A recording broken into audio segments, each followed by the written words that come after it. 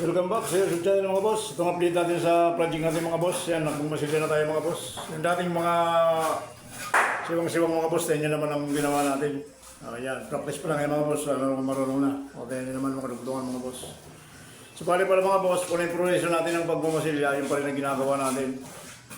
So pala hindi ko naman sinasabi mga boss na gayahin nyo yung ginagawa ko. Palibasa ko. Kasi mga boss, ganito.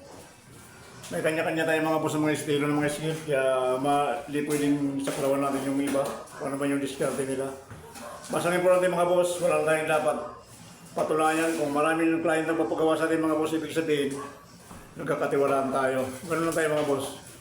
Hindi tayo pwedeng mangabak ng kapwa natin yung skill, basta para sa akin, ano yung naumpisa natin tama, yun lang maaaring natin yung mga boss.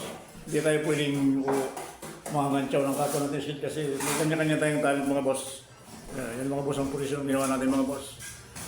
Subali magtatangali pa lang mga boss din, yan naman. Subali pa lang mga boss, lilipat na ako sa kapilang kwarto mamaya. Para bukas mga boss, magpreparasyon na to para maliya bukas sa primer mga boss. Yan, ang gamit po natin mga boss, boysin. Yan ang gamit nating pintura mga boss. Hindi tayo gumagamit mga boss ng basta ordinary lang, basta di bali mahal, basta sulit, okay mga boss. No.